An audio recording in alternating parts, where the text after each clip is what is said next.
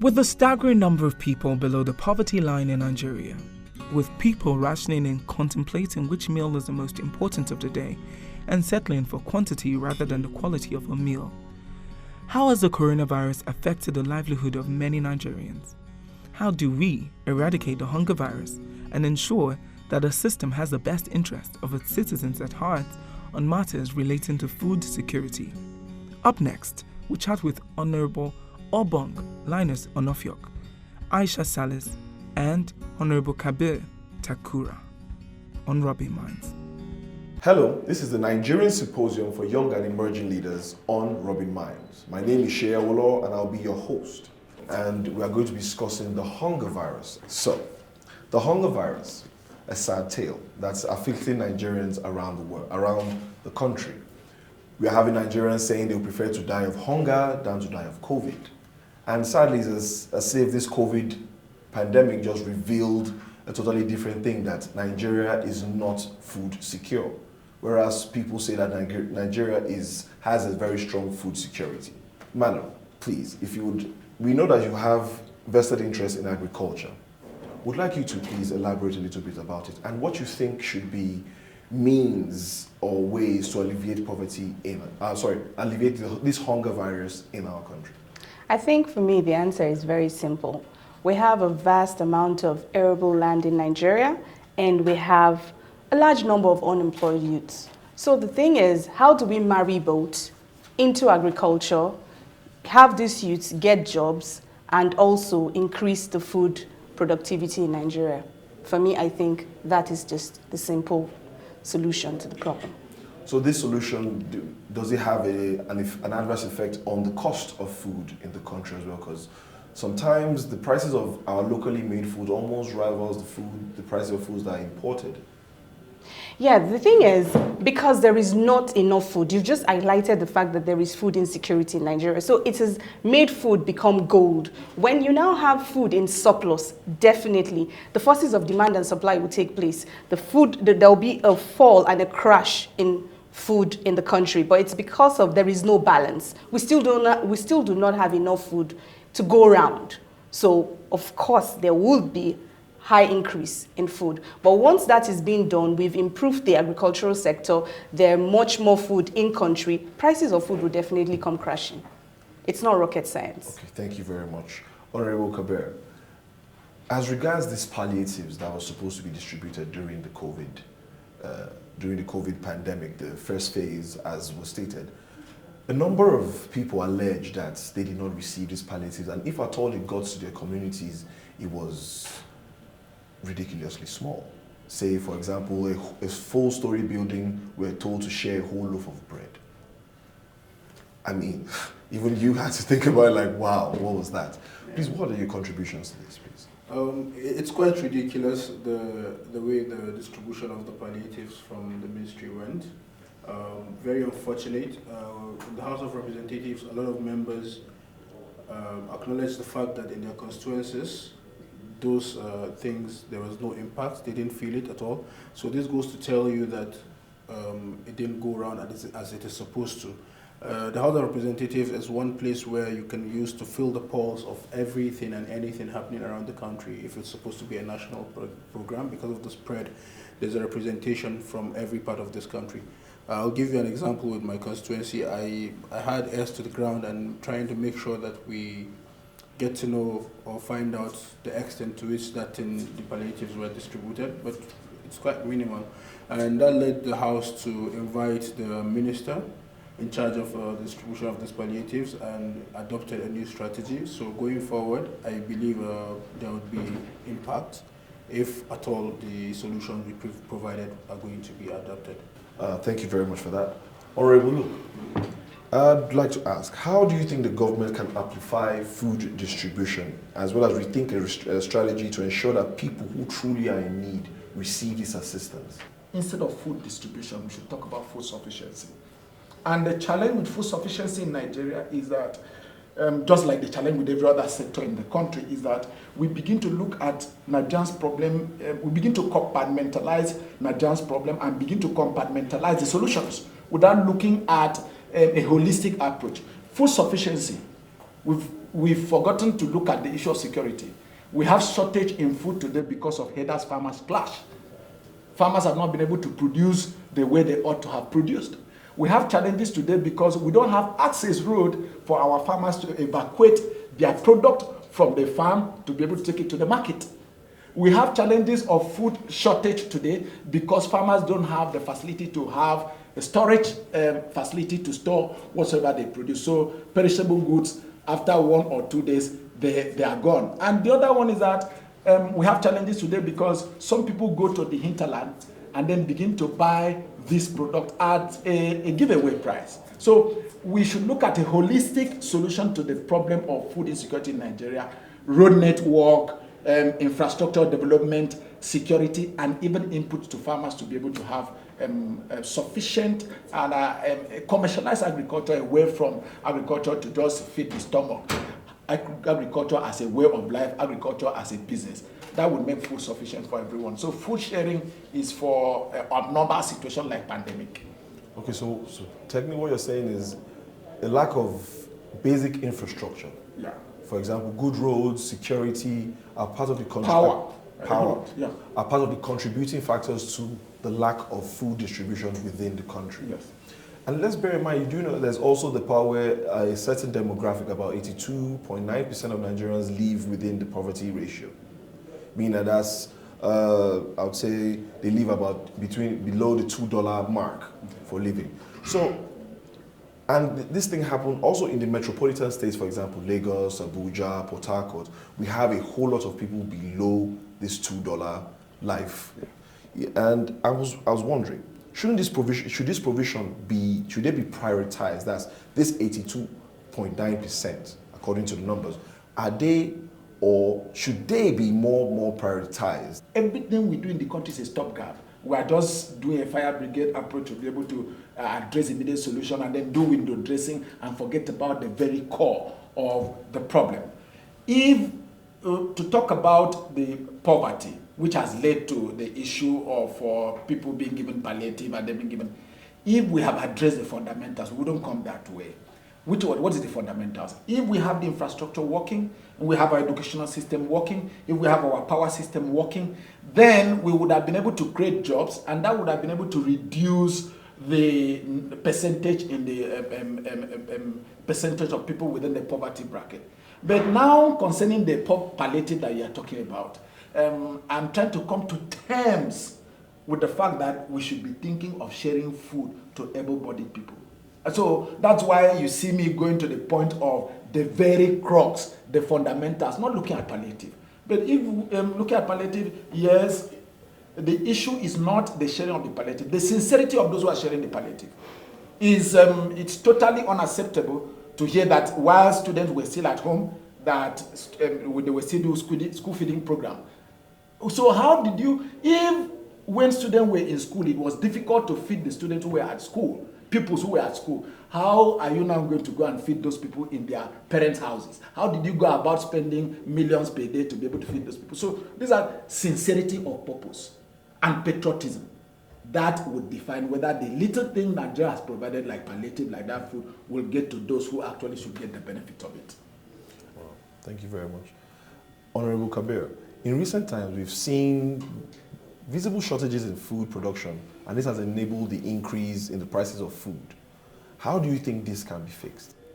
Well, Shay, once upon a time in this country, before all of us on this panel were born, the population of this country was about 80 million, thereabout. Nigeria used to be very food sufficient and even export food. And that was when our economy was based on agriculture before we found oil. So the moment we found oil turned us into lazy men and depended on the black gold money, which is easier to get than agriculture.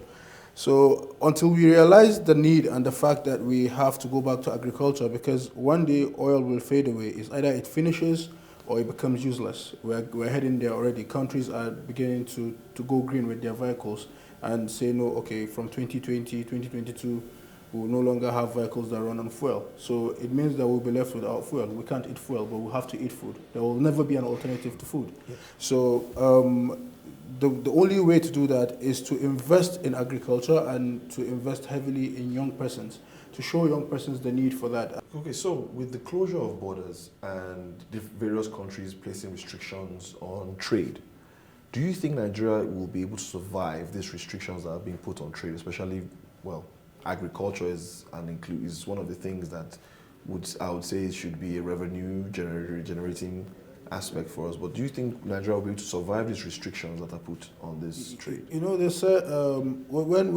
when it becomes obvious that you don't have a choice, then you have to do what is right. The closure of borders to the importation of rice has bring about some level of hardship in the country. But I must tell you, it has done more good to us than the hardship that we faced. Currently, paddy rice is almost scarce. That is because our local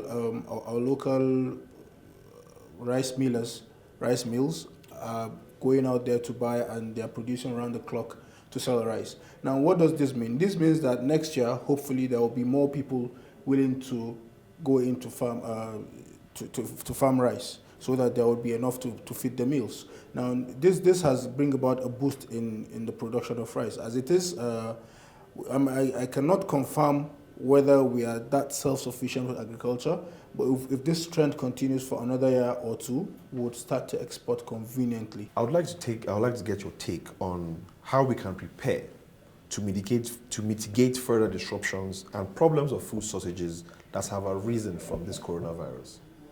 I think first off, until youth, entrepreneurs, and even government see that agriculture is actually a gold mine that we have looked away from, until we actually take agriculture seriously, we'll still be coming back to the same discourse and the same problem.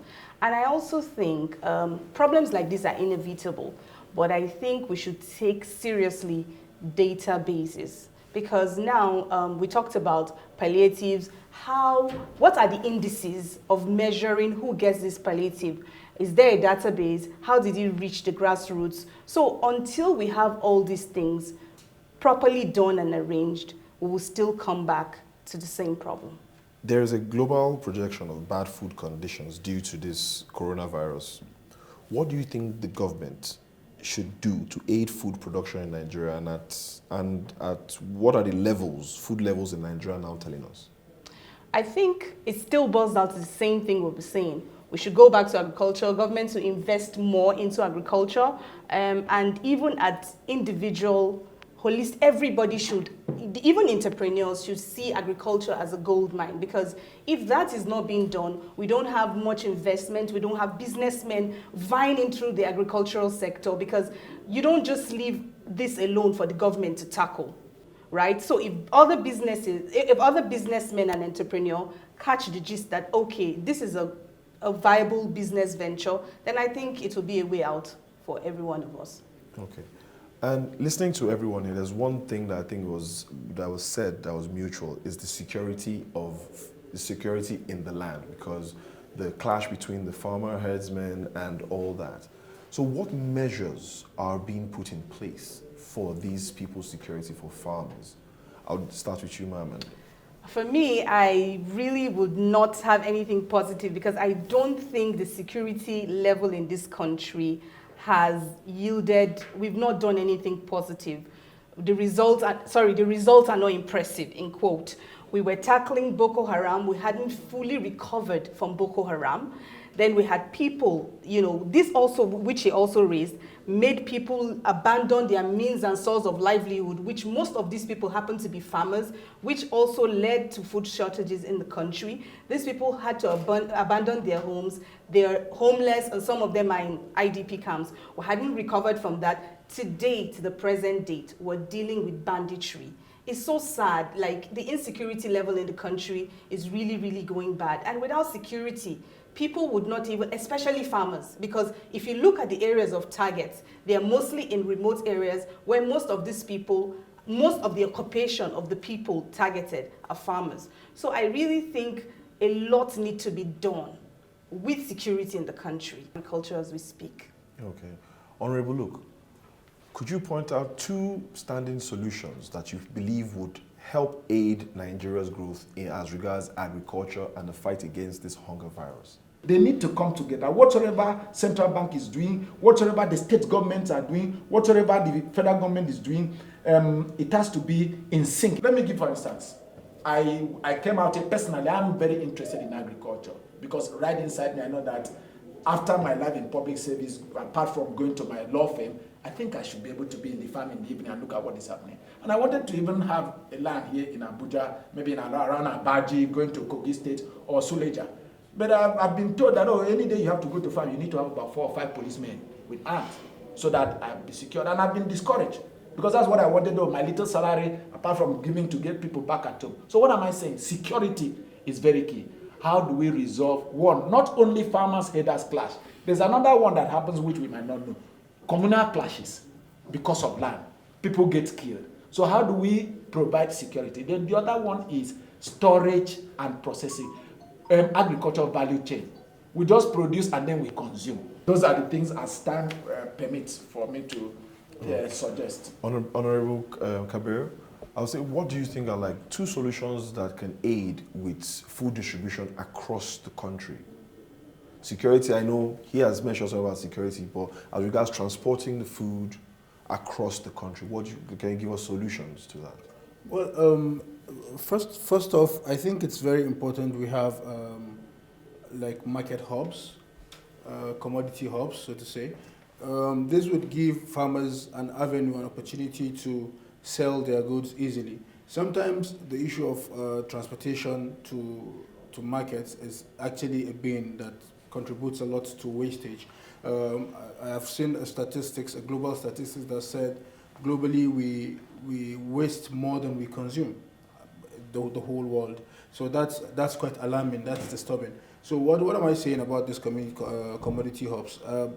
If there are hubs would have sort of marketing units where they would be the one responsible to go and meet you from your farm and take these things and take them to the commodity hubs and do the exchange and then give you back your money. I'm guessing we have questions from our viewers at home on Zoom, so we'll take a couple of questions now, please. The final question from Dorcas Jimmy in Port Harcourt. If any of these remedial techniques or solutions to hunger virus are actually being implemented, then what is the success rate in percentage? Right. What's the success rate in percentage having been realized? I would continue to emphasize on this until we are patriotic about what we do. You cannot begin to measure outcome if you are not sincere. It's not for government. You see, one of the things that pains me the most is maybe probably government come to sit on television and begin to read out facts and you know that those things are not right. And then probably sometimes you want to say something against it, they begin to bring party lines. Until we are sincere, until we are patriotic about what we do, we cannot begin to measure outcomes. So what do? We should begin to think about a new Nigeria. One, where everybody, whether you're a minister of labor, you're a minister of petroleum, you're a minister, or you are a DG of NEMA or whatsoever, you must cooperate to know that whatever you are doing is affecting other lives and sectors of individuals and the nation. But we see it as, sorry to say this, we see it as our own pot. Whatsoever we are given opportunity, whether we're in the legislature, we see the National Assembly in the House of Representatives, I'm a member of the House of Representatives, so I see it as my own pot. So I should be able to concentrate on that my own pot, not thinking that what I do there is going to affect the lives of others. So until we do that, we should not talk about measuring the outcome. We are not where we should be in every aspect of Nigerian life. So there is need for a new thinking. That new thinking should be based on sincerity of purpose. What legacy do I want to leave for my son who is 11 years old? I might be able to have the resources today to be able to give him a good school. What is the guarantee that my privileged position is going to continue? So the only guarantee that I'm going to have security when I am not in this privileged position again, that my children or great-grandchildren or grandchildren are going to have access to education is for me to invest, to create an enabling environment, better school, better and secure environment, so that just like ordinary Nigerians, not because only I'm a privileged Nigerian. I can enjoy as ordinary Nigerian what other privileged Nigerians have done. So we shouldn't measure outcome when we have not put in enough effort at the foundation. Thank you very much for that. Mr. Kabir, do you have any, Honorable, do you have I think any? he has said it all.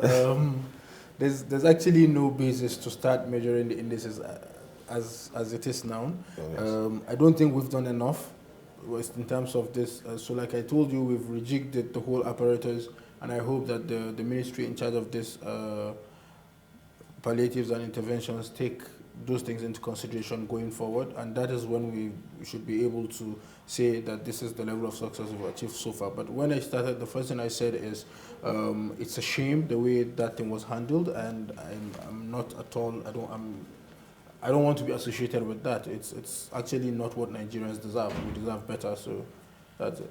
Thank you very much, Honorables. Thank you very much, ma'am.